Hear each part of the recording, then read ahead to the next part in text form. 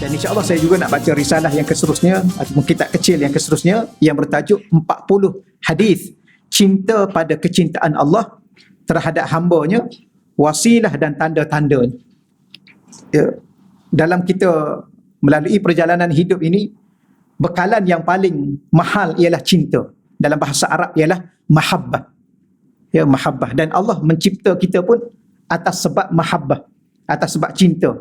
Cinta Allah kepada kekasihnya, iaitu Rasulullah SAW, maka Allah mencipta kita umat kekasihnya. A'udzubillahi minasyaitonirrajim. Bismillahirrahmanirrahim. Assalamualaikum warahmatullahi wabarakatuh. Alhamdulillahi rabbil alamin wal 'aqibatu lil muttaqin ولا عدوان إلا على الظالمين أشهد أن لا إله إلا الله وحده لا شريك له وأشهد أن سيدنا محمدا عبده ورسوله اللهم صل وسلم وبارك على سيدنا محمد وعلى آله وأصحابه ومن تبعهم بإحسان إلى يوم الدين اللهم اشرح لنا صدورنا وحسن أخلاقنا وآدابنا ويسر لنا أمورنا في الدنيا والآخرة اللهم ارزقنا الفهم والعلم والحكمة والعقل برحمتك يا أرحم الراحمين والحمد لله رب العالمين أما بعد. Yang dimuliakan, dia dihormati ya Puan Hajah Salwa dan seluruh urustia pengajian Raudatul Muslimah. Yang dimuliakan, dia dihormati tuan-tuan dan puan-puan muslimin muslimat yang dirahmati Allah Subhanahu wa taala sekalian. Alhamdulillah, kita sangat-sangat bersyukur kepada Allah Subhanahu wa taala ya kerana kita kembali melalui Ramadan yang indah. Ya, di saat Allah menerima kembali kita untuk berada di rumah-rumah Allah Subhanahu wa taala. Ya, kerana kita cukup faham di saat Allah menjauhkan kita daripada rumah Allah, maka hilanglah keindahan dalam kehidupan. Ya, kerana kehidupan ini akan menjadi indah, seronok, bahagia, selamat di saat semakin dekat kita berhubung dengan Tuhan yang mencipta kita. Dan salah satu jarak, bukan jarak ya, bukan soal jarak, minta maaf saya salah sebut. Salah satu daripada rasa dekat kita dengan Allah di saat kita berada di rumah Allah. Sebenarnya bukan di rumah Allah saja kita dekat dengan Allah. Di mana saja kita berada, kita dekat dengan Allah.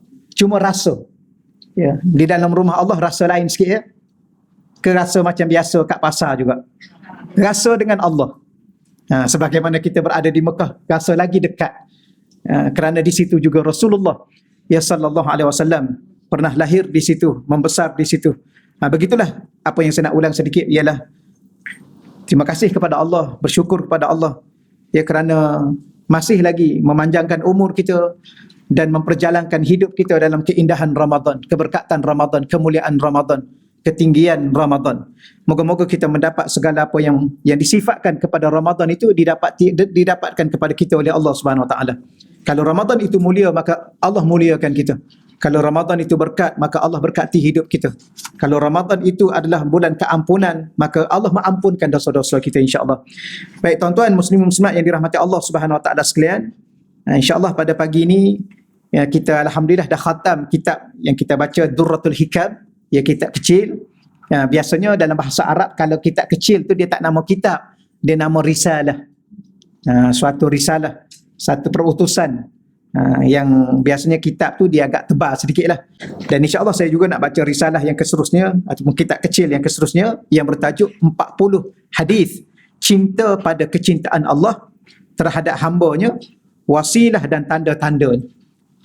Ya, dalam kita melalui perjalanan hidup ini, bekalan yang paling mahal ialah cinta. Dalam bahasa Arab ialah mahabbah.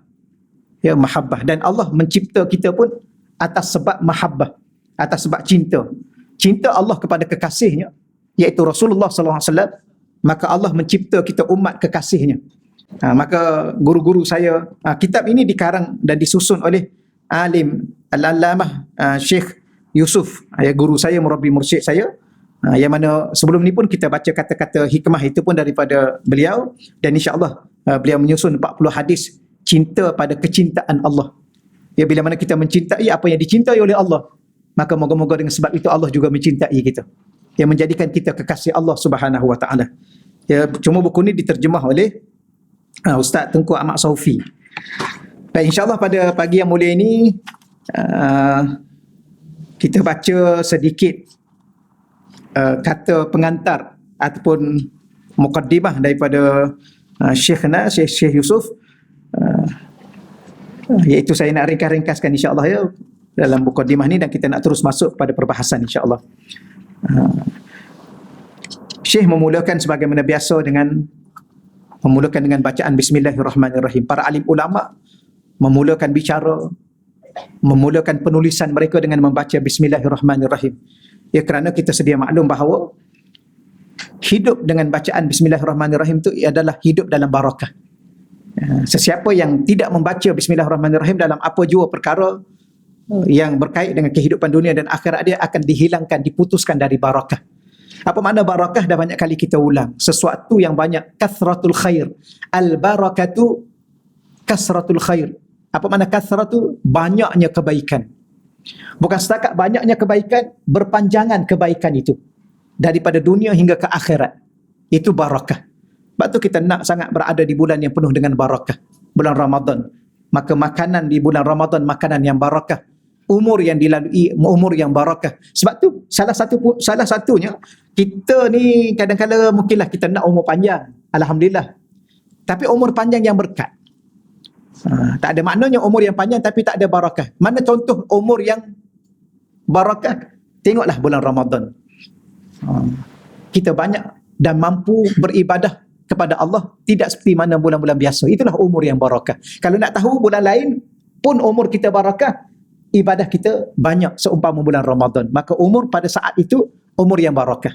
Umur yang mempunyai banyak kebaikan dan berpanjangan kebaikan hingga ke syurga Allah Subhanahu Wa Taala. Tapi kalau umur kita di bulan lain dah mula tak banyak dah, maka dah mula berkurangan barakahnya. Sebab tu anak, kadang-kadang anak seorang tak ada masalah tapi barakah. Dia banyak mampu menolong kita. Kita sihat, dia gembirakan kita. Kita sakit, dia membantu kita. Kita susah, dia tolong kita. Dia hiburkan kita. Semuanya dia boleh buat. Tapi ada orang anak dia 10. Baca bila mana saat ayah meninggal dunia, tak ada seorang boleh jadi imam. Ya? Tak ada seorang boleh memandikan. Tak ada seorang pun yang boleh baca Yasin. Bahkan pergi ke kubur, tak ada seorang pun yang berani nak turun dalam kubur. Orang lain turunkan. Tapi ada seorang tu anak seorang saja. Tapi anak yang barakah. Okey, insyaAllah ya. Okeylah. Dia belajar ni kira okey lah. Alhamdulillah. Tak okey lah Ustaz. Tak okey, kita hurai lain. Baik, maka dalam mukaddimah Syekh menyebut di sini ialah amma ba'd. Setelah membaca bismillah, memuji Allah, berselawat kepada junjungan Rasulullah sallallahu alaihi wasallam, maka beliau mengatakan, ketahuilah wahai saudaraku, ia beriman dan meyakini bahawa Allah mencintai para hamba-Nya merupakan salah satu daripada tuntutan keimanan. Ia salah satu daripada tuntutan di saat kita beriman pada Allah, kita kena yakin bahawa Allah amat mencintai hamba-hamba-Nya. Bahkan sebagaimana saya sebut awal tadi, Allah cipta kita pun untuk kerana apa? Kerana cintanya kepada kita. Sebab apa Allah mencintai kita? Sebab kekasihnya. Itulah salah satunya. Dan dia adalah suatu tuntutan iman. Dan iman ni sebenarnya dia berkait dengan cinta. Ya. Tak sempurna iman tanpa cinta. Okey ya? Hari ni pelik sikit bicara ni. Tapi walaupun pelik, hadis Nabi yang membicarakan 40 hadis berkaitan dengan cinta. Sesiapa yang tidak ada cinta dalam dirinya, maka tak sempurna imannya. Terutamanya mencintai Allah dan Rasul. Kan Nabi dalam satu sabda Nabi sebut, la yu'minu ahadukum, tidak sempurna iman seseorang di kalangan kamu. Hatta yuhibba, la yu'minu ahadukum hatta akuna, sehinggalah aku ini dijadikan ahabba ilaihi, yang paling dicintainya. Min walidihi, daripada ayahnya, wa waladihi, dan anaknya, wa nasi ajma'in, dan seluruh manusia yang ada atas muka dunia ini. Boleh tak mencintai Allah, mencintai suami? Boleh, tapi jangan lebih daripada mencintai Rasul. Boleh mencintai ayah? Boleh. Boleh mencintai ibu? Boleh. Boleh mencintai kawan-kawan? Boleh, tapi jangan sampai melebihi mencintai Rasul dan Allah Subhanahu Wa Taala. Bahkan yang lebih baik lagi, cinta kepada ibu dan ayah itu, cinta kepada suami dan isteri itu dan anak-anak itu adalah kerana Nabi yang mengajar kita mencintai mereka. Maka cinta kita senilai cinta Nabi kepada mereka. Ya, Nabi amat mencintai umatnya, sehingga menangis-nangis memohon pertolongan daripada Allah. Di saat mendengar umatnya dihumban ke neraka, Nabi menangis. Dia tak keluar rumah Nabi. Kenapa? Sayangnya Nabi kepada kita. Ini di antaranya, bila mana kita beriman pada Allah, kita beriman kepada Rasulullah, salah satu tuntutan keimanan itu ialah mengatakan, meyakini bahawa Allah dan Rasulnya mencintai hamba dan umatnya. Baik, maka satu ayat Al-Quran dalam yang telah kita baca, yang telah kita faham, surah Tin, ya, surah Tin, ayat yang keempat, laqad khalaqnal insan fi ahsani taqwim. Sesungguhnya kami telah mencipta manusia dalam bentuk yang sebaik-baiknya dan berkelengkapan sesuai dengan keadaannya. Maka yang ni saya tak nak baca dah, ya, kerana manusia adalah dalam bentuk yang paling cantik yang dicipta oleh Allah, yang tidak mampu ditandingi oleh makhluk-makhluk yang lain, apatah lagi pokok. Tapi pokok cantik juga kan, tapi tak ada rasa nak duduk dengan pokok kan. Ada orang tengok burung yang cantik, ada rasa nak kahwin dengan burung? Tak ada. Tapi tengok orang lelaki, tengok perempuan, rasa nak kahwin. Kenapa? Kerana mereka terindah dan tercantik nak banding dengan makhluk-makhluk lain. Okeylah ya, hurai macam tu je lah. Baik, maka saya nak sebut di sini, Syekh Yusuf mengatakan dalam satu pengajian di saat kami belajar dengan beliau, tanda Allah mencintai kamu ialah Dia menzahirkan dan menciptakan kamu dalam keadaan yang sempurna, yang cantik, yang indah tadi. Mana bukti Allah cinta dan sayang pada kita? Lihatlah Allah cipta kita. Fi ahsani taqwim. Ahsan, bukan hasan, ahsan, yang terindah, yang tercantik. Cuma cantik itu berbeza-beza. Ya, betul ya? Ada orang cantik pada apa? Pada hidungnya. Ada orang cantik pada matanya. Ada orang cantik pada kulitnya. Contoh, bila mana di saat kita bertemu dengan Allah, salah satunya Allah sediakan apa di syurga? Hurun ain. Apa makna hurun ain? Tak tahulah, ustaz kita terjemah bidadari. Dan ada juga pelayan-pelayan yang melayani kita, namanya wildan. Wildanun mukhalladun, muda-mudi yang mukhallad, yang kekal umurnya, sentiasa cantik, tidak tua dan sebagainya. Baik, apa makna hur? Hur ini merujuk kepada kulit yang cantik. Apa makna ain? Daripada ainun, uyun, daripada mata yang cantik. Rupanya bidadari yang Allah sediakan kepada orang-orang yang bertakwa kepada Allah adalah kulitnya cantik dan matanya cantik dan indah pada mata, pada pandangan mata. Baik, apa yang saya nak cerita bukan nak cerita bidadari, bukan nak cerita hurun ain. Cantik itu pada mata kadang-kadang, pada mulut kadang-kadang, pada pipi kadang-kadang. Saya minat kat dia kat pipinya aja, ustaz. Tak tahu. Saya kata, apa masalah pipi dia? Tak tahulah, saya tengok cantik. Okey, kahwin je lah dengan pipi dia. Kan ada orang kahwin kerana kecantikan matanya. Dan ada juga orang kahwin kerana kecantikan akhlaknya pada diri seorang insan itu. Okeylah. Selesai. Maka apa yang kita nak bagi tahu bahawa mana bukti Allah cinta kepada kita? Allah zahirkan, Allah cipta dan Allah hidupkan kita dalam bentuk sebagai seorang insan yang paling cantik pada rupa dan bentuknya, nak banding dengan makhluk yang lain. Sekiranya Dia tidak mencintai kamu, ya kata Syekh, nescaya Dia tidak akan mencipta kamu dan menjamin akan rezeki kamu. Ni kalau orang tanya lagi, ya ke ustaz, Allah cinta pada kita? Kalau sekiranya Allah tak cinta pada kita, Allah tak akan cipta kita. Ya, kadang-kadang di kalangan kita ni menyusahkan aja. Betul? Betul tak? Menyusahkan diri sendiri, menyusahkan orang lain. Betul ya? Tapi kenapa Allah tahu? Allah tahu tak perangai kita? Allah tahu. Sebelum Allah cipta kita, Allah dah tahu dah. Yang ni perangai macam mana? Panas baran. Yang ni tak sabar-sabar. Yang ni hilang terus sabar. Allah tahu tak? Allah tahu. Tapi kenapa Allah cipta juga kita? Sebab Allah sayang pada kita. Alah, macam anak-anak lah. Anak-anak dalam 5 orang ni macam-macam kan? Tapi sayang tak? Semua sayang. Ada seorang tu dia jumpa saya ni, tapi masa tak boleh sembang panjang sangat sebab sampai pukul 11.30. Sikit aja. Ada orang tu dia kata, ustaz, baru saya tahu. Rupanya mak ayah kita ni dia bohong. Saya kata, bohong apa? Mak ayah kita ni ustaz, dia sayang 2 je daripada adik-beradik kita. Saya kata, mana? Yang pertama dia sayang adik bongsu kita. Yang kedua dia sayang antara anak-anak dia yang sakit aja. Yang kalau kita tak jadi bongsu, jadi sulung, jadi angah ni, lepas tu tak sakit, dia mana sayang? Saya pun diam je lah, tak nak komen. No comment. Betul ke puan-puan?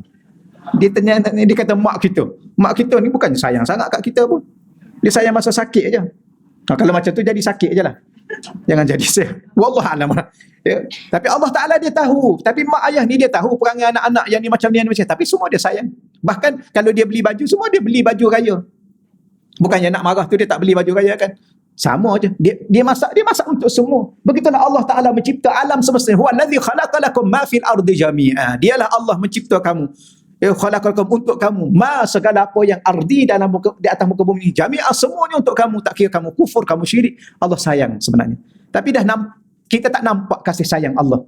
Kerana apa? Kerana melihat kasih sayang bukan dengan mata zahir, dengan mata hati, kerana sayang dan cinta itu di hati. Okey, insya-Allah ya. Ringkaskan. Kemudian dengan mengetahui kecintaan Allah terhadap kita sebagai hamba-Nya.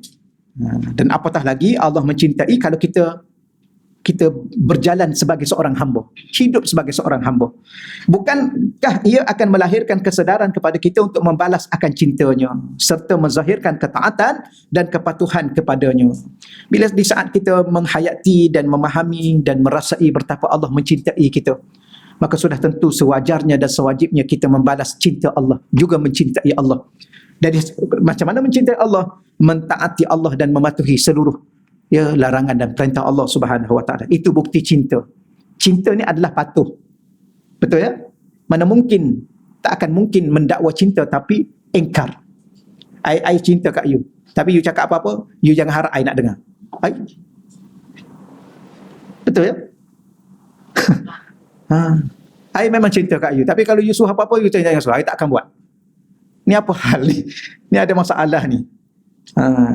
Baik, maka di sana hayatilah syair yang pernah diungkapkan oleh Al-Imam Asy-Syafi'i rahimahullahu ta'ala. Beliau mengatakan, ta'sil ilaha wa anta tuzhiru hubbahu. Ta'sil ilah, engkau bermaksiat kepada Tuhan. Wa anta tuzhiru hubbahu, sedangkan cinta kepadanya engkau mengaku.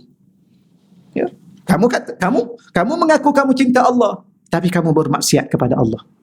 Hahaza mahalun fil qiyasi badi'u. Hadha, ini adalah pada timbangan akal, fil qiyas, pada timbangan akal, badi'u, amat mustahil berlaku. Ya. Seseorang yang mendakwa dia cinta pada seseorang, tiba-tiba dia sentiasa mengingkari orang itu, melakukan sesuatu yang melanggar permintaan, permohonan, harapan orang itu. Pada timbangan akal, ini bukan cinta, mustahil. Ini adalah namanya cinta, mustahil. Okey ya? Ini bukan namanya cinta. Lau kana hubbuka sadiqan la ata'tahu.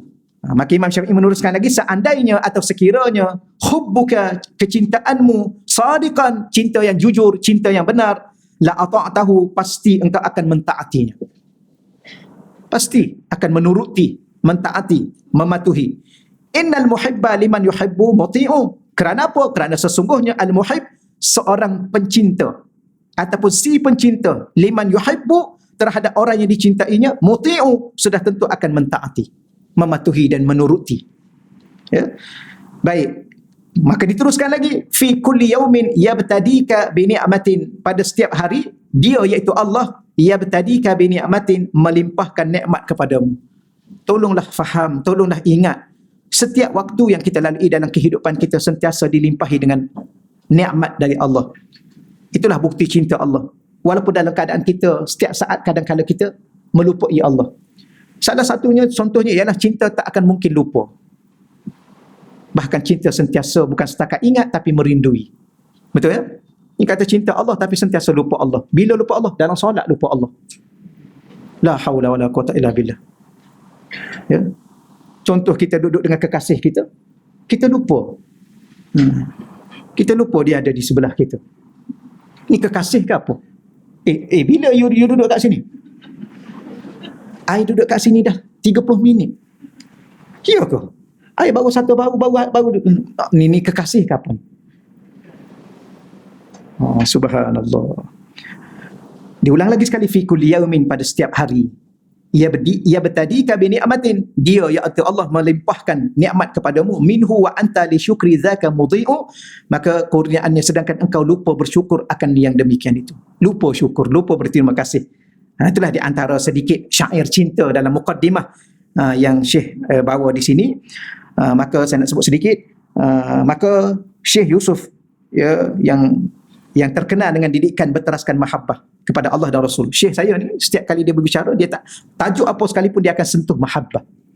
Kan itulah nilai perjalanan kehidupan kita untuk bertemu Allah. Ya, jangan bawa amalan banyak, Allah akan hisap. Amalan mesti dibuat. Tapi kalau kita, ya Allah saya nak jumpa kamu ya Allah, dengan amalan saya, Allah hisap satu-satu amalan kita, tak tahulah makbul ke tak makbul. Kalau bawa ilmu lagi bahaya. Allah akan tanya satu-satu, adakah ilmu itu diamal. Tapi bawa apa? Bawa cinta kepada Allah. Moga-moga Allah mencintai kita. Bawa cinta kepada Rasulullah, moga Allah mencintai dan mengasihi kita. Maka di sini dikumpulkan dan disusun 40 hadis daripada ucapan insan yang paling mulia dan suci cintanya, tulus cintanya, iaitu baginda Rasulullah sallallahu alaihi wasallam, untuk menjelaskan perkara kepada kita, perkara-perkara yang berkaitan dengan cinta agar kita mengambil perhatian. Dalam risalah ini, ya, guru kami mendatangkan riwayat-riwayat yang menyentuh 3 perkara. Yang pertama, kecintaan Allah. Ya, Allah cinta kalau kita buat benda ni, Allah cinta kalau kita buat benda ni, Allah sayang kalau kita buat, Allah suka kita buat ini, kecintaan Allah. Yang kedua, perkara yang menjadi wasilah seseorang memperoleh cinta Allah. Macam mana saya nak dapat cinta Allah? Diberitahu wasilah-wasilah, cara-cara, peantara-peantaranya, ya, supaya kita dapat cinta Allah Subhanahu Wa Taala. Yang ketiga, kelebihan apabila seseorang dicintai Allah. Ini keseluruhan bicara kita daripada hadis-hadis yang akan kita baca nanti, insya-Allah. Ada soalan? Ya, silakan doktor. Allah, kalau ada sempurna, ada yang sempurna, tapi ada juga yang cacat. Dan kita Apa lagi sekali? macam Ustaz kata tadi, Allah kita semua ni. Allah cinta kita, ya. Tapi ada juga insan yang dilahirkan tidak sempurna, bodoh. Ya. Ada juga yang miskin, ada kaya. Ya. Ada berbeza-beza. Ya. Kita Allah ni macam mana sebenarnya? Okey, baik. Terima kasih doktor, ya. Kita berbicara tentang Allah mencintai kita, tetapi Allah cipta kita tidak sama. Ada yang sempurna, tak sempurna. Adakah cinta Allah juga tidak sempurna? Maka jawapannya tidak, kerana Allah itu Tuhan yang maha sempurna. Tidak ada sedikit kekurangan pada Allah, sama ada pada dirinya, pada perbuatannya, dan pada zatnya, dan pada sifatnya, termasuklah mencintai. Cuma cinta memerlukan ujian. Ya. Maka Allah mencintai kita dengan ujian. Maka Allah cipta kita dalam keadaan yang pelbagai, berbeza-beza. Untuk melihat diri kita menerima. Ya, kerana apa? Kerana seseorang yang mencintai, ya, kita melihat daripada Allah kepada kita. Maka daripada Allah kepada kita sudah tentu sempurna. Masalah sekarang kita melihat kita kepada Allah. Maka kita bertanya balik, kenapa cinta Allah seumpama ini? Maka memberi jawapan kepada kita bahawa Allah nak memberitahu kepada kita bahawa kalau sesuatu dari kita kepada Allah maka tidak sempurna, kalau daripada Allah kepada kita ada sempurna. Maka bagaimana Allah menyempurnakan diri kita? Dengan menguji kita. Maka dicipta kita dalam bentuk yang berbeza-beza. Ada yang sedikit tak sempurna pada pandangannya, mungkin dia buta. Pada telinganya mungkin dia pekak. Pada kakinya mungkin dia cacat. Maka itu ujian Allah untuk menyempurnakan kita. Kerana kesempurnaan itu adalah pada cinta, bukan pada zahir. Yang kita biar bahas sekarang ni pada zahir. Kenapa dia cacat? Allah kata, Allah mencintai, cinta itu adalah rasa. Bukan bentuk. Okey, ya? Sebab tu ada seseorang, dia mencintai seseorang yang lain, bukan pada rupa. Tapi pada itu. Saya pernah dulu, ustaz saya masa saya tu tingkatan 2 rasanya, di Ma'had Muhammad di Lilbani. Ada seorang ustazah, dia cacat sikit lah. Tak sempurna, kata cacat tak cacat sangat. Dia tak sempurna. Kecil, rendah, kemudian bahu dia tinggi sebelah macam ni. Tinggi sebelah macam ni. Dia guru pelatih. Dan datang dalam masa yang sama, guru pelatih juga ustaz, handsome. Dia nak tahu handsome ni, kita orang lelaki tengok dia handsome, tu handsome lah tu. Kalau orang perempuan tengok handsome, kita tak handsome sangat pun. Sebab, ya betul ya? Macam orang perempuan lah, dia tengok orang perempuan, ya Allah cantiknya dia. Tu memang betul cantik lah. Kalau kita orang lelaki semua cantik. Betul kan? Lain aja. Yelah, orang lelaki tengok orang perempuan semua cantik, semua dia nak kahwin. Betul. Baik, setakat tu dulu lah, insyaAllah ya. Ada seorang ustaz, subhanallah, handsome. Dengan badan tingginya, putihnya, muka bujur, hidung mancungnya. Handsome. Astagfirullahaladzim. Lepas tu, kita masa ustazah tu masuk, ustaz tu pun mengajar kita juga. Ustazah tu masuk, ustazah daripada mana ta'aruf? Ustazah dah kahwin? Budak-budak tanya je kita soalan. Dia kata dah. Hebat ustaz ada kahwin. Siapa itu? Dia kata suami saya ada kat sini juga. Ya handsome tu. Subhanallah. Ya handsome. Nanti awak semua akan kenal lah. Ya, sebab dia mengajar kelas awak juga. Tapi suami saya gini. Masuklah ustaz tu. Tapi hari besok lah masuk ustaz tu, kita tanya ustaz dah kahwin. Siapa isteri? Kan semalam dia dah masuk kelas awak tu. Subhanallah. Kita pun budak, kita tanya, ustaz nak ke ustazah? Kita cakap tu kan. Dia kata, saya bukan mencintai jasadnya, saya mencintai jiwa dan hatinya. Dan kalau saya tak ambil dia, siapa lagi nak ambil dia? Maka cinta bukan sekadar pada rupa. Cinta bukan rupa. Okey ya? Bahkan kita bicara cinta itu di hati-hati, itu perasaan bukan rupa. Maka Allah mencintai kita bukan pada rupa, bukan pada bentuk kita. Maka Allah cipta kita bermacam-macam, ada yang sempurna, yang kurang sempurna, tapi Allah mencintai roh kita. Kerana yang bertemu dengan Allah bukan jasad, bertemu dengan Allah roh, jiwa dalam kita. Okay. Wallahu a'lam, itu sedikit doktor ya. Allah. Baik, insya-Allah setakat tu dahulu untuk di sini. Saya nak terus kepada hadis yang pertama untuk hari ini. Hadis yang pertama, al-hadithul awal, hadis yang pertama. An Abi Hurairah, ya, daripada Sayyidina Abi Hurairah, anna Rasulullah, bahawa sesungguhnya Rasulullah sallallahu alaihi wa alihi wa sahbihi wasallam, ya, selawat yang sempurna kepada Nabi sallallahu alaihi wasallam, kepada ahli keluarga dan kepada sahabat. Itu selawat paling sempurna. Bukan paling panjang. Paling fadilat tak? Yang fadilat ada fadilatnya, yang panjang ada yang panjangnya, ada yang pendeknya, yang sempurna. Menyebut sama ahli keluarganya dan sahabat-sahabatnya. Tengok Rasulullah pada kecintaannya, ya, pada ahli keluarganya dan para sahabatnya dan pada umatnya. Bahkan ada ulama menterjemah ali Sayyidina Muhammad. Bukan sekadar ahli keluarga. Ali di situ umat Nabi Muhammad. Ya, kerana perkataan ali dalam Al-Quran juga diguna untuk ahli keluarga, ahli Imran, ahli keluarga Imran, juga ahli Fir'aun. Apa makna ahli Fir'aun? Tentera Fir'aun. Ya. Maka di situ jangan terjemah ahli Fir'aun, di situ ahli keluarga Fir'aun. Sebab yang mengejar Nabi Musa ialah Fir'aun dan tentera-tenteranya. Maka betapa Nabi nak kita juga sebut ahli di situ, ada termasuk kita. Begitu sekali. Allah macam Isra wal Mi'raj kan. Betapa bukti cinta Nabi terhadap umatnya. Di saat Allah memberi salam, Assalamu alayka ayyuhan Nabi. Tapi Nabi kata apa? Assalamu alayna wa ala ibadillah. Nabi tak lupa kita, kepada kami dan kepada seluruh hamba-hamba Allah. Siapa hamba Allah? Umatnya adalah hamba-hamba Allah. Itu yang disebutnya. Baik, qala, telah bersabda Rasulullah SAW, Inna Allaha, sesungguhnya Allah. Kalau baca anna ataupun inna, bahasa Arabnya, dia perkataan selepasnya huruf akhir baca baris atas. Contoh tadi, anna rasula. Kalau baca inna pun, inna Allaha. Jangan baca innallahu. Kalau kita baca innallahu, orang Arab duduk, orang Arab tahu kita tak belajar nahu. Okey lah kan? Ya ke okey? Guru saya dulu kata baca je lah. Dulu masuk dalam kelas, okey baca. Barulah dia baca yang betul. Kita baca kadang-kadang takut. Ya, baca je lah, janji tak sakit perut. Tapi bahasa Arab ni, kalau salah baris, salah makna. Salah baris, salah makna. Baik, innallaha, sungguh Allah Subhanahu Wa Taala. Kenapa saya ulang banyak kali di situ? Kerana Nabi menggunakan perkataan inna, sungguh-sungguh. Sebenarnya apa yang Nabi bicara, yang Nabi sabda, sungguh, mana ada yang biasa-biasa. Mesti Nabi cakap benda sungguh, tak benda main-main. Tapi diletakkan perkataan inna itu untuk menegaskannya lagi. Sungguh-sungguh. Allah, siapa? Allah. Yuhibbu ni fi'il mudhari'. Apa makna fi'il mudhari'? Kata kerja yang sekarang dan akan datang. Allah sekarang ini mencintai. Dan masa akan datang nanti pun Allah akan mencintai. Siapa? Samhal baik, iaitu orang yang memberikan kemudahan ketika menjual.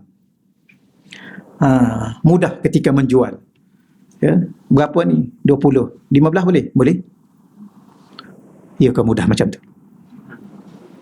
Tengoklah, menjual ni nak kena ada untung kan?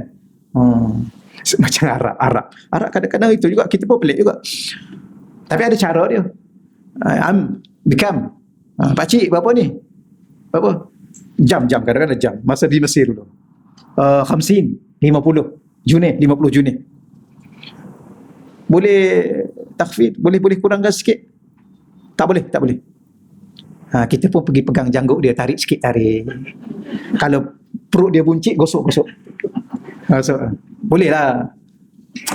Tak apa, ambil insyrin. Daripada 50, insyrin 20. Okey, ambil 20. Tapi dengan Arab kena itu. Dia ni. Kita kata akhir kalam. Kita ni nak lagi. Dia dah daripada 50 sampai 20, kita kata akhir kalam. Tarik lagi janggut dia sikit-sikit. Dia teman-teman. 15. Ya Allah. Ambil dah. Tapi kalau kita tawar lagi, Asyarah boleh. 10 ringgit je. Dia pun tengok. Sanah Gai tahun depan. Anda datang tahun depan. Boleh lah. Itu maknanya 15 dia bagi tu okey dah. Kadang-kadang dia mudah, dia memudahkan. Tapi kita pula yang menyusah-nyusahkan dia sampai tawar 10. Akhir sekali, maknanya dia untung 5 ringgit lah tu. 10. Tahun depan kau datang. Sanah Gai. Kita pula dia dah memudahkan kita. Jadi Allah seolah cinta. Allah guna perkataan yuhib. Daripada mahabbah. Allah mencintai orang yang memudahkan ketika berjual beli. Samhal syira. Dan Allah juga mencintai orang yang memberi kemudahan tak kala membeli. Ya. Beli baju raya ni kan. Mudah-mudahkan membeli. Nak contoh ke? Tak payah dah ya. Ni kenapa ni macam ni? Ni harga ni tinggi sangat dah. Saya tak pernah jumpa penjual yang jual macam ni. Ni cekik. Apa tu kata ke orang macam tu? Dah nak beli, dia nak jual, beli je lah. Dah tak nak beli, pergi beli kedai lain. Ni kata cekik darah nak duk tuduh orang. Ni orang ni menyusah-nyusahkan orang. Dah menyusahkan orang, mengata orang, mengkeji orang. Ni. Lepas tu macam-macam lah yang menyusahkan. Nak hurai lagi tak payahlah je. Menyusahkan orang, memeningkan orang. Allah. Ada satu lagi, samhal qada. Ada 3 golongan. Allah mencintai orang yang memberi kemudahan dalam memutuskan sesuatu perkara. Ialah kadang-kadang kita sebagai suami, isteri minta pandangan kita dalam memutuskan sesuatu. Kita tengok dengan pandangan hati kita, okeylah, abang saya nak tukar lansir dah tahun ni. Macam mana tu? Tapi saya ikut abang je lah. Abang okey lah. You okey lah. Macam mana? Tak apalah, lagipun dah 2 tahun ni rasa-rasa nak raya kat rumah ni. Nak tukar juga ke? Tukar je lah. Tapi ikut kemampuan lah. Tapi kadang-kadang dia mampu tapi dia susah-susah. Tak payah lagi lah. Okey lah yang tu. You ni apa hal ni? Nak tukar ni. Padahal dia nak tukar lasin je. Kita kata nak tukar ni. Ni menyusahkan. Itu salah satunya lah. Contoh, suami kan. Ke isteri yang buat keputusan. Ini lagi lah. I serah kat you keputusan tu. Sudah. Maka mudah-mudahkanlah. Ya, Allah cinta pada kita. Kita akan jadi kekasih Allah. Macam kadang-kadang anak kita bawa pasangan. Tapi kita kena istikharah. Tak apa, ayah istikharah, papa istikharah, mama istikharah. Cuma adalah nampak sikit-sikit, alah mudah-mudahkanlah. Ya. Sebab apa? Sebab kalau tu jodoh dia, kita larang pun, dia pasti akan kahwin. Kemudian kita pula, dululah mama dah tak bagi dah. You nak sangat, you tanggung je lah. Jangan menyusah-nyusahkan dia, kerana itu jodoh dia. Bantulah dia. Itu keputusan. Kadang-kadang keputusan, yalah saya ikut keputusan mama. Ya kalau mama bagi. Tapi kita tengok dia sedih kan. Betul? Cinta antara 2 darjat ke apa? Tekat tu dulu insyaAllah. Boleh? 3 golongan. Kalau kita melakukan ini, Allah cinta pada kita. Pertama, yang memudahkan urusan menjual. Yang kedua, memudahkan urusan membeli. Yang ketiga, memudahkan urusan dalam bab berkaitan dengan memberi keputusan. Terutamanya kadang-kadang kita yang membuat keputusan. Tapi kita kena tahu keputusan itu mesti mengikut keputusan Allah dan Rasul. Kalau dia meminta kepada kita membuat keputusan terhadap perkara yang melanggar Allah dan Rasul, yang tu kita tetap tak akan bagi mudah. Bahkan kita akan menahannya. Boleh ya? Baik, sedikit keterangan di sini, dia bawa keterangan dalam bentuk yang ringkas. Hadis ini menjelaskan keutamaan bagi orang yang memiliki sifat bermurah hati. Biasanya orang yang bermurah hati yang akan memudahkan jual dan belinya, dan berlapang dada dalam berurusan kepada sesama manusia, terutamanya tak kala berjual beli, mahupun tak kala menjadi pemimpin. Ya, dia ada dua orang yang kita dalam bab jual beli, kita orang awam lah. Dalam bab meletakkan keputusan, membuat keputusan, itu pemimpin. Dan saya sebut suami tadi adalah pemimpin dalam sebuah rumah tangga. Isteri juga pemimpin. Sebenarnya kita ni ialah pemimpin, kan ada tahap dia. Ada pemimpin peringkat negeri, pemimpin peringkat negara, pemimpin peringkat kampung. Tapi pemimpin, dia pemimpin. Maka samalah, kita adalah pemimpin. Suami pemimpin, isteri pemimpin. Kan Nabi sebut, kullukum ra'in, kamu semuanya adalah pemimpin. Wal imamu ra'in, pemimpin itu memang dia adalah pemerintah dan pemimpin. Wal rajulu, seorang suami, ya, adalah ra'in. Apa lagi? Wal mar'atu, seorang perempuan, isteri, dia juga pemimpin. Ya, kadang-kadang bila saat kita menjadi pemimpin, keputusan di tangan kita, jangan terlalu menyusahkan. Dan berserah kepada Allah dengan keputusan kita. Ya Allah, aku buat keputusan untuk anak aku ni, ya Allah. Untuk suami aku ni, ya Allah. Dia paling susahnya di saat suami minta bukan-bukan lah kan. Payah nak buat. Betul, pandai-pandailah. Pandai-pandailah. Ya, bukan salah ibu mengandung, salah diri membawa nasib. Maka pandai-pandailah. Baik, sifat bermurah hati sebenarnya menzahirkan bahawa pemiliknya tidak memiliki keterikatan hati terhadap harta. Salah satunya orang yang mudah dalam jual beli dalam itu, maka tak terikat dia dengan harta itu. Itulah sifat yang ada pada kekasih kita, iaitu junjungan baginda Nabi sallallahu alaihi wa alihi wasallam, yang sentiasa bermurah hati dan berlapang dada, terlebih lagi dalam urusan yang melibatkan umatnya yang tercinta. Ya, Nabi tidak mudah. Okay. Allah, kan Nabi bawa duit tu nak pergi membeli tu. Ada seorang hamba menangis tengah jalan tu kan. Nabi nak pergi membeli, ni jual beli. Ya. Tengok hamba tu, duit dia hilang kan. Maka Nabi bagi duit tu. Duit hamba tu hilang. Kita nak cerita juga ni. Dah banyak kali dah. Okeylah. Maknanya Nabi tak berkira sangat. Ya, dalam kehidupan Nabi bererti, maksudnya sebenarnya, apakah hikmah tersirat di sebalik ni? Hati dan jiwa kita dengan Allah. Ya. Sebab tu kita kata, duit ni letak kat mana? Kalau nak letak kat rumah pun boleh, nak letak kat bank pun boleh. Jangan letak kat hati. Suami pun jangan letak kat hati. Letak kat masjid. Abang pergi masjid lah. Abang dah tak ada dalam hati saya. Saya nak letak abang kat masjid. Letak kat masjid, jangan letak kat hati ni untuk Allah. Kan dah banyak kali kita baca dulu. Dan kita juga jangan bagi hati kita pada isteri. Ya. Berapa ramai seorang suami memberi hatinya kepada si isterinya, akhirnya kecewa. Begitu juga kadang-kadang berapa ramai si isteri memberi hati kepada suaminya, akhirnya kecewa. Ya, hatinya hanya untuk Allah. Maka orang yang hati dengan Allah, dia akan berurusan dengan mudah. Ya. Kalau seandainya kita buat satu keputusan terhadap anak kita, terhadap isteri kita, terhadap suami kita, terhadap kawan kita, sebaiknya kita serah kepada Allah. Kerana Allah yang akan menentukan perjalanan kehidupan dia. Kita hanya memudahkan dia sahaja. Okeylah, insya-Allah selesai hadis yang pertama. Ada soalan? Okey, silakan tuan.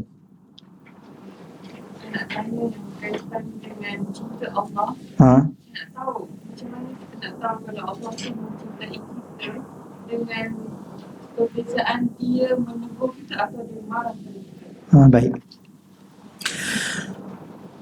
Cinta ni sebagaimana kita sedia maklumkan, dia perlu kepada ujian. Cuma di saat Allah menguji kita, tidak akan pernah berkurang cinta Allah kepada kita. Kerana kita sedia maklum bahawa sifat cinta Allah itu sempurna. Apa makna sempurna? Tidak pernah berkurang. Cinta yang sempurna, cinta yang tak berkurang. Maka kadang-kadang Allah tegur kita, itulah kerana cinta. Macam kita pukul anak kita kan, kerana sayang kan. Samalah Allah bebankan kita dengan sedikit musibah. Covid ini dah setahun dah. Baru-baru ni, awal-awal baru ni nampak gaya boleh balik kampung, ni tak boleh pula dah ni. Jadi Allah ni apa ni? Allah ni kata sayang kat kita. Ni datangkan Covid lagi. Maka Allah sayang kita lah. Allah tak nak kita balik. Kerana Allah sayangkan mak kita kat kampung. Kok kita balik, kita bawa menyusahkan mak kita. Maka ada satu perkataan, puan ya, perkataan marah sayang. iaitu itabun. Ada perkataan ghadabun, ada perkataan sukhtun. Dalam bahasa Arab, perkataan marah ni ada beberapa perkataan. Dan untuk orang mukmin, Allah tidak ghadab, tidak murka. Kerana murka akan pasti ke neraka. Tapi untuk orang mukmin, orang yang ingin kembali kepada Allah macam kita, untuk sentiasa bertaubat, memohon ampun, memperbaiki diri, orang mukmin, maka Allah itab. Apa makna itab? Marah sayang. Macam isteri, suami marah kat isteri lah kan. Marah sayang. Kan Piramli cakap apa? Siapa tak sayang isteri, oi. Apa Piramli cakap? Marah sayang. Sama juga kita marah pada anak kita, sampai kita pukul. Kadang-kadang kita rotan. Merah tangan dia. Ya? Kadang-kadang kita cubit, lebam paha dia. Nanti dia akan cakap, mama dah tak sayang saya. Tak, itulah bukti sayang mama pada you. Sampai biru paha saya, mama. Ya, tu nasib baik satu. Mama nak tambah lagi cinta mama. Dua, biar biru dua tempat.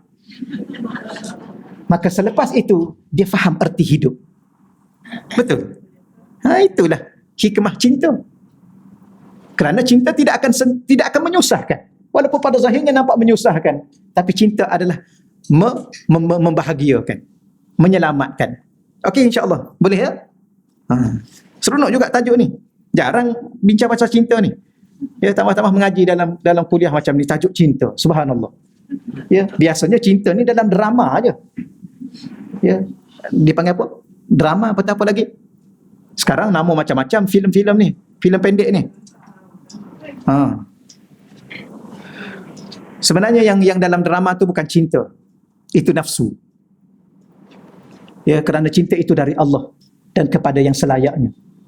Kita tak akan mampu mencintai kerana kita tak ada apa-apa. Kita manusia ni tak ada apa-apa. Kerana apa? Kerana kita hamba. Hamba tidak memiliki apa-apa, termasuk cinta. Dan bagaimana kita nak mencintai orang lain? Memohon cinta dari Allah yang mencintai kita. Maka dengan cinta Allah itu kita mencintai orang. Itulah cinta yang sebenar, cinta kerana Allah. Dan yang selayaknya. Mana cinta itu satu benda yang mahal, yang bernilai, yang tak boleh beri kepada sesiapa pun. Ni tiba-tiba you berlakon saja, you ucap I love you. Siapa yang you ucap itu? Isteri you, anak you. Bukan mahram you cakap you cinta kat dia. Ini you tak faham apa makna itu cinta.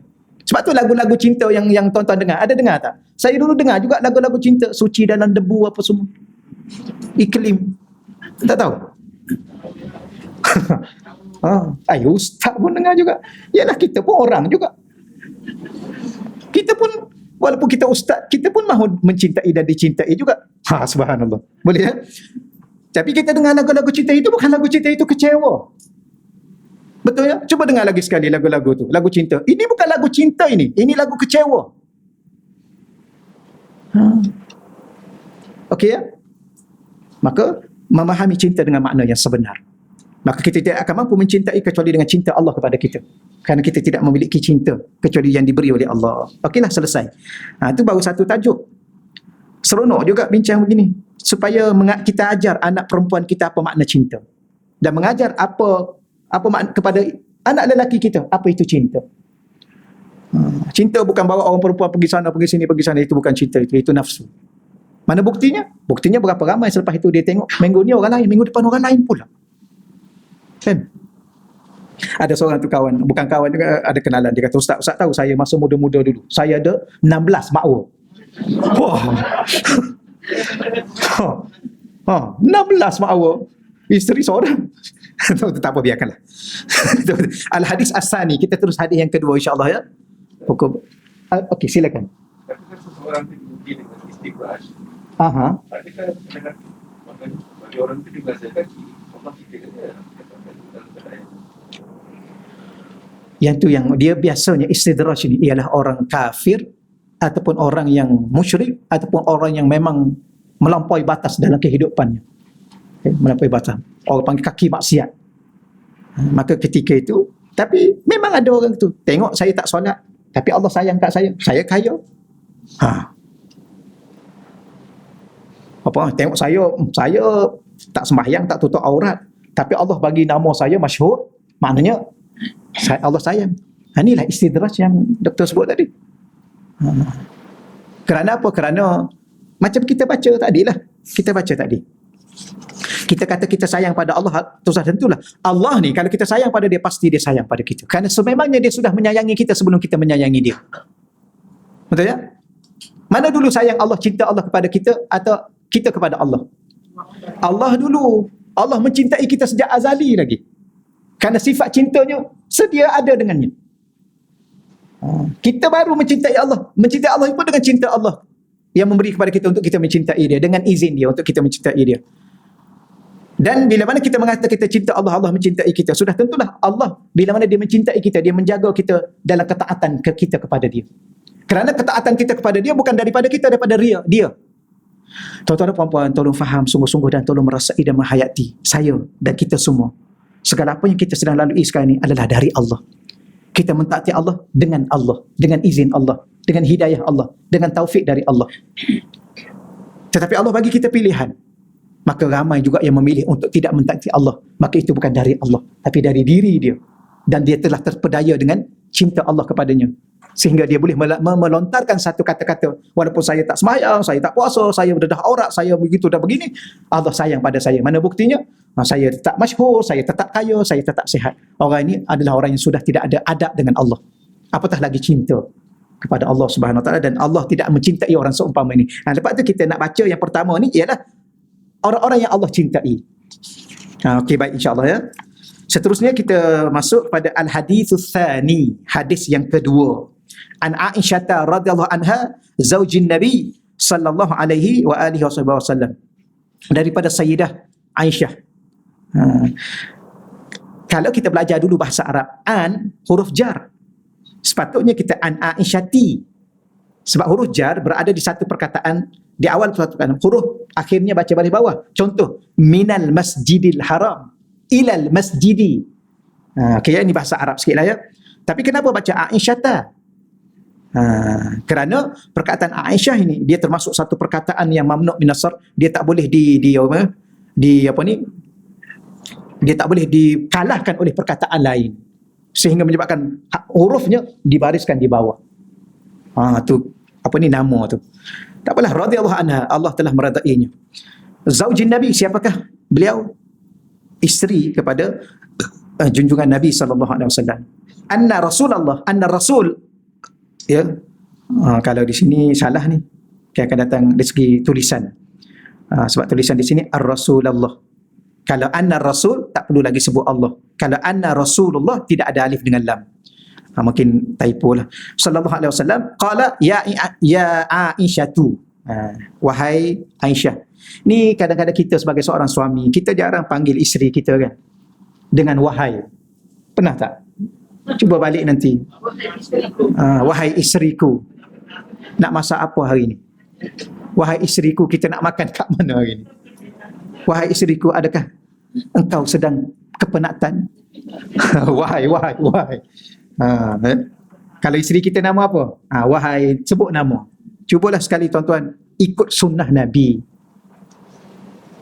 Tak apalah isteri nak cakap apa pun. Abang ni ada apa ni yang tersirat ni? Isteri yang tersurat dah tahu. Yang tersirat ni apa ni? Jarang sebut wahai-wahai ni. Bukan nak beramal dengan sunnah Nabi dalam memanggil isterinya yang tercinta. Allah. Nabi kata apa? Ya Aisyah tu, wahai Aisyah. Aisyah. Kalau ejaan bahasa Malaysia, tolong tulis betul-betul lah. Bukan Aisyah. Aisyah. Pandai-pandailah ejaan dia.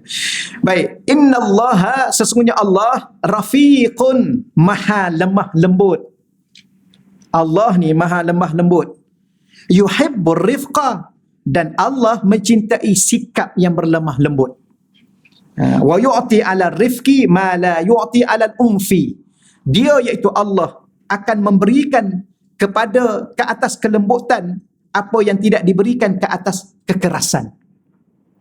Ya, Allah akan beri sesuatu, iaitu apa yang Allah akan beri? Cintalah. Allah akan memberi cintanya, Allah akan memberi kasihnya, Allah akan memberi sayangnya ia kepada kelembutan dan orang yang bersifat dengan sifat lemah lembut. Ya. Wala yu'ti ala ma siwahu, dan Allah tidak akan memberi kepada sifat selain daripada lemah dan lembut. Ya, Allah tidak akan memberi cinta, terutamanya pada sifat yang kekerasan. Inilah ya. Lemah lembut pada bicaranya, lemah lembut pada tingkah dan lakunya, lemah lembut pada keputusan dan segala tindak tanduknya. Lemah lembut. Dan biasanya lemah lembut ni pada orang perempuan. Betul ya? Orang perempuan lemah lembut. Sebenarnya kita orang lelaki pun kena lemah lembut. Itu betul kan ya? Lemah lembut. Bukan sotong, jangan salah faham. Sotong tu menggeliat ke apa?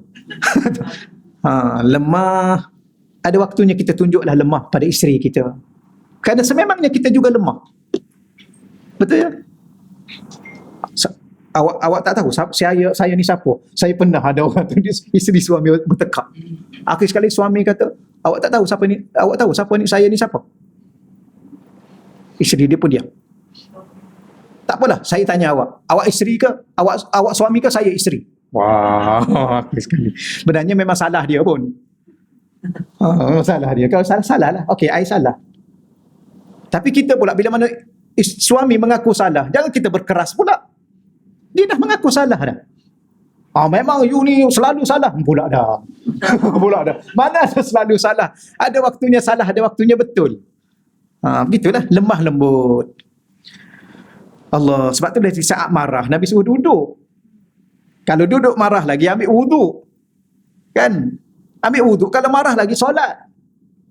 Dalam solat nak marah kat siapa? Kat Allah. Tak boleh. Ya. Dan tak layak pun nak marah pada Allah. Maka selepas itu barulah bincang balik. Jangan pada saat marah. Kerana apa? Kerana kita nak menjadi orang yang dicintai oleh Allah Subhanahu Wa Taala. Baik, sedikit keterangan di sini. Dia dalam buku ni ringkas-ringkas saja. Sebab itu saya tak nak hurai panjang sangat. Baik, kelembutan merupakan suatu sifat yang mulia dan penuh kebaikan. Ia melambangkan kepada ketenangan hati dan akhlak yang tinggi bagi orang yang beriman. Maknanya di saat orang tu berlemah lembut, rupa-rupanya jiwa dia tenang. Di saat orang itu sedang menunjukkan kekerasannya, kebengisannya, rupanya jiwa dia tak tenang. Dan dia akan kalah dengan dirinya sendiri suatu hari nanti. Dan bahkan mungkin dia akan kecewa, bahkan dia akan memalukan diri dia. Itu ya.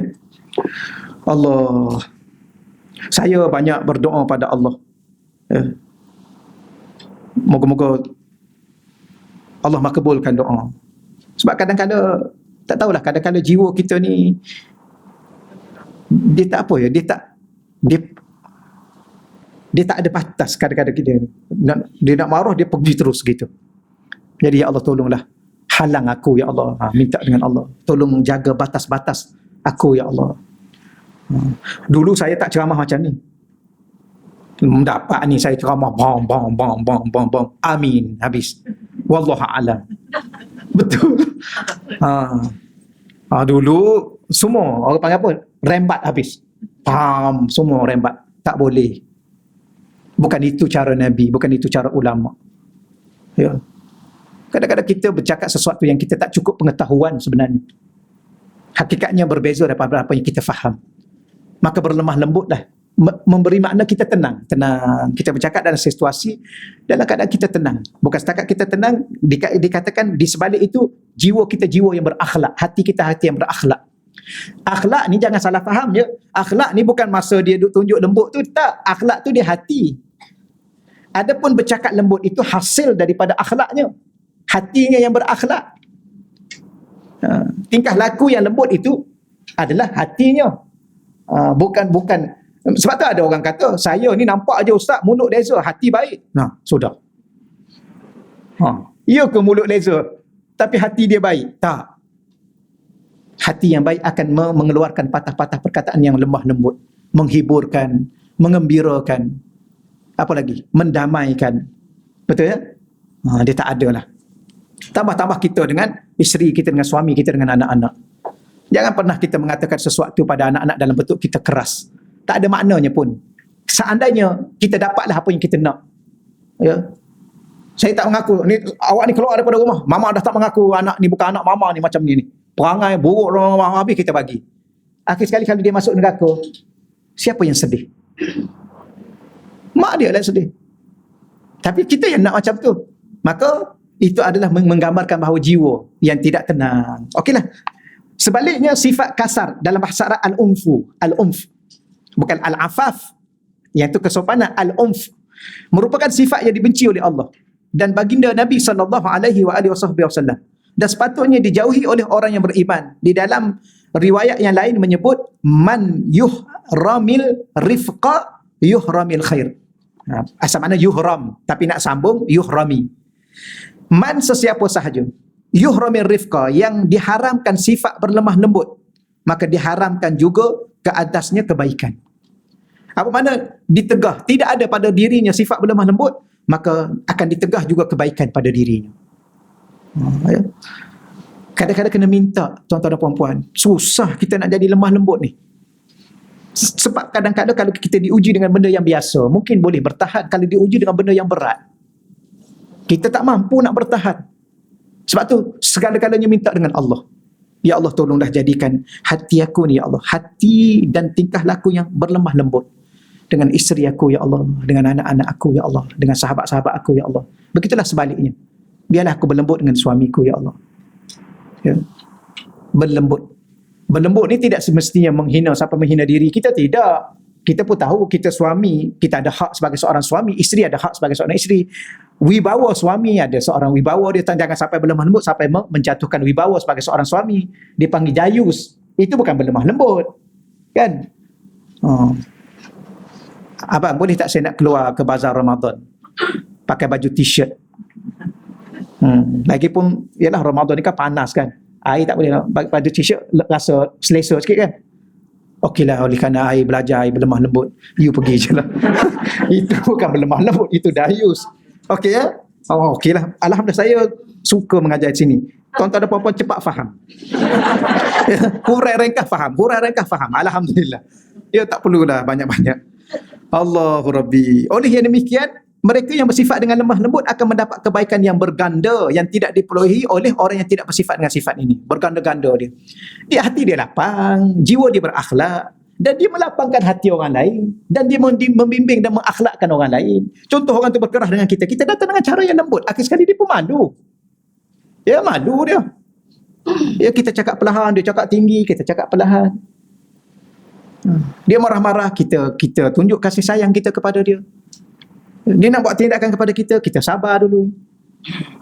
Jangan cakap apa you nak buat ni? You nak tumbuk air? You ingat air tak boleh tumbuk you? Sudah. Akhir sekali memang bertumbuk lah. Kan? Tambah-tambah kita orang lelaki ni. Saya dulu masa muda dulu pantang orang cabang. Dia kata nak bertumbuk. Boleh? Terus boleh terus, tak ada apa-apa. Dulu. Lepas tu saya minta doa, ya Allah tolonglah aku, ya Allah. Tolonglah. Sebab tu saya belajar tasawuf. Belajar soal hati. Kerana di sini bermulanya segala-galanya. Di sini. Maka banyak syekh bagi kita zikir. Syekh nasihatkan pada kita. Syekh sentiasa ingat pada kita. Ya, aku tengok kamu ni kenapa marah-marah, dia kata. Apa yang kamu dapat daripada apa yang kamu marah? Apa kamu dapat? Ya. Akhir sekali kamu akan menyesal. Pasti kamu menyesal. Kerana yang kamu marah itu pun isteri kamu. Ya. Siang hari kamu marah, malam hari kamu tidur dengan dia, kamu tak malu. Okeylah tu ya. Alhamdulillah, dah nampak faham dah semua. Okeylah sekali.